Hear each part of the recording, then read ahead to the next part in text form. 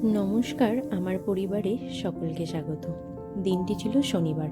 হঠাৎই সন্ধেবেলা আমি, হাজব্যান্ড আর ছেলে মিলে চলে গেছিলাম শেওড়াফুলি। দুটো গিফট কেনার ছিল, আর তার সাথে ছিল কয়েকটা টুকিটাকি জিনিস কেনার। বলতে বলতেই আমরা পৌঁছে গেছিলাম আমাদের দিয়ারা স্টেশন। আমাদের বাড়ি থেকে স্টেশন মাত্র 2 মিনিটের রাস্তা। দেখেছো, ছেলে একা একাই টিকিট কাউন্টারে চলে গেছে।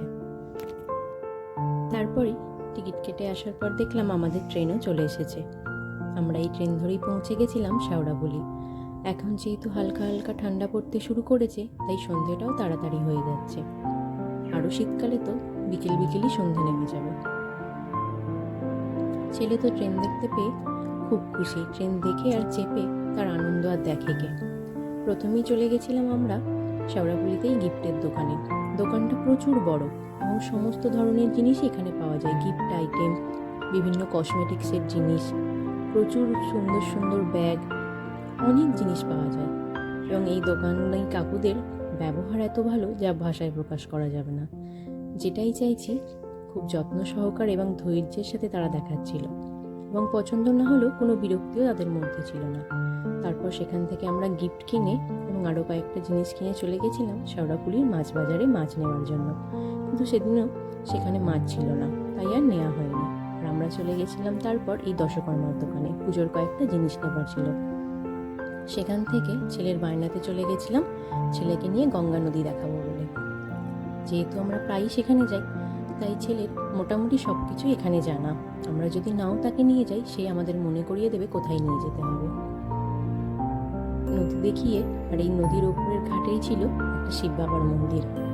ছেলে তো আরও খুশি। তারপরেই বলে, আমি মা কালীর মন্দিরে যাব। দেখেছো, একা একাই সে চলে যাচ্ছে, কারণ প্রায়শই আমরা এখানে আসি আর ছেলেরা আমার সব রাস্তা জানে। দেখলে ছোট কী হবে, তার মনে রাখার ক্ষমতা প্রচুর। সে একা একাই আগে চলে যাচ্ছে। আর এই মন্দিরের সামনে এই কাকুদের শাখার দোকান, এবং অনেক বিভিন্ন ধরনের ডিজাইনের শাখা এখানে পাওয়া যায়। এই হলো আমাদের মা নিস্তারিণী। মায়ের কাছে প্রণাম করে আমরা বাড়ি চলে এসেছিলাম। কিন্তু সেদিন যেহেতু আর নৌকা চাপা হয়নি, তাই আবারও কালকে আমরা বিকেলে চলে গেছিলাম ছেলেকে নিয়ে নৌকা চাপাবো বলে। ছেলের বায়না, আগের দিন যেহেতু সন্ধ্যা হয়ে গেছিলো, তাই কালকে আমরা একটু বিকেল বিকেল বেরিয়ে পড়েছিলাম ছেলেকে নিয়ে। আবারও সেই আমাদের পরিচিত দিয়ারা স্টেশন। সেখান থেকে ট্রেন ধরে চলে গেছিলাম এই শেওড়াফুলি স্টেশনে। সেখানে গিয়ে এই গাছের এই ফুলটা দেখে প্রথমে ভেবেছিলাম হয়তো প্লাস্টিকের, কিন্তু পাশের এক দাদাকে জিজ্ঞেস করলাম, বলল না, এটা সত্যিকারেরই ফুল। তারপরে আমরা বাজারের ভেতর দিয়ে চলে গেছিলাম ফেরিঘাটে। যাওয়ার সময় দেখলাম সেইমাত্র বাজার বসছে। তখন দেখলাম একদম ফ্রেশ টাটকা সবজি। আর এই বাজারটা না সন্ধ্যাবেলা প্রচুর ভিড় হয়। মেনলি সন্ধ্যাবেলা এখানে অনেক লোক আসে বাজার করতে।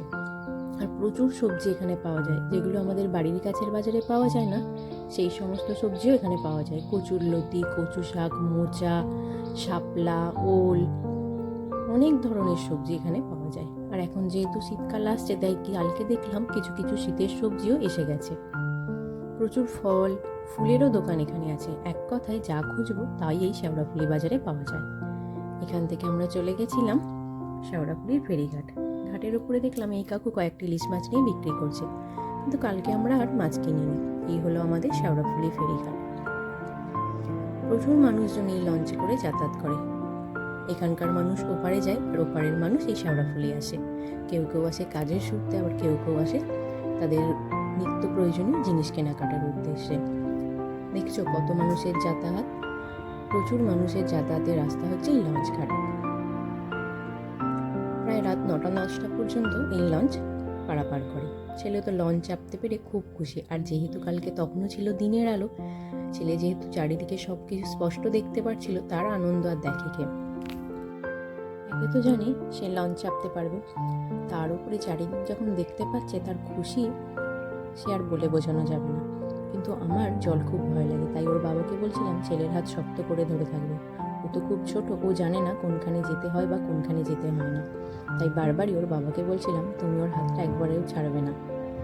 ওর বাবা ওকে কোলে করে নিয়েই সারা রাস্তাটা তারপর গেছিল। নদীর জলটা ছিল খুব স্থির। বলতে বলতেই আমরা উঠে পড়েছিলাম এই লঞ্চের উপর। লঞ্চ চেপে ছেলে খুব মজা পেয়েছিল কালকে।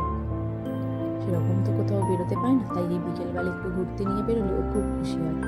কিন্তু লঞ্চে চেপে আমার একটু ভয় ভয় করছিল, যেহেতু আমি জল খুব ভয় পাই। অন্য কিছুতে ভয় অতটা না পেলেও এরকম বড় বড় নদী দেখলে আমার খুব ভয় লাগে। ওপারে পৌঁছে দেখি সেই সবে সূর্য অস্ত গেছে। তখনও সূর্যের লাল আভা আকাশটাকে রাঙিয়ে আছে, তার সাথেই পাখিরা উঠছে, কিচিরমিচির শব্দ, নদীর এক শান্ত ঠান্ডা হাওয়া।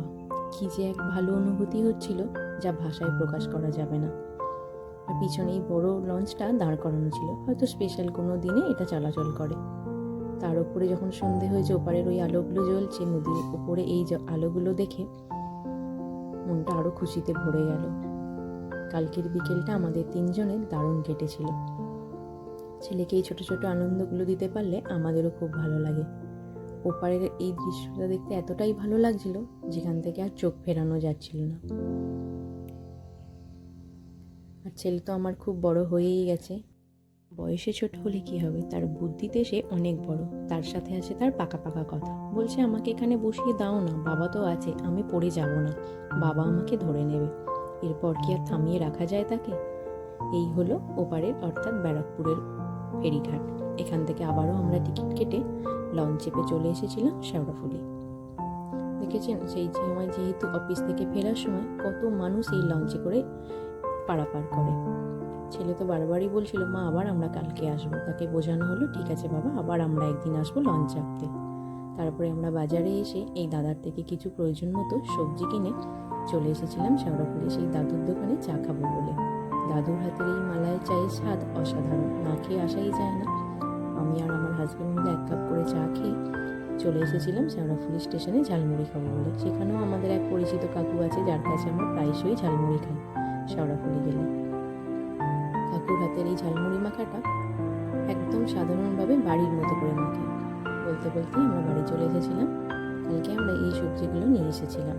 বাড়িতে নিয়ে এসে সেগুলোকে ভালো করে ধুয়ে ফ্রেশ করে গুছিয়ে ফ্রিজে রেখে দিয়েছিলাম। আজ তবে আসি। ততক্ষণে সবাই ভালো থাকবেন, সাবধানে থাকবেন এবং সুস্থ থাকবেন।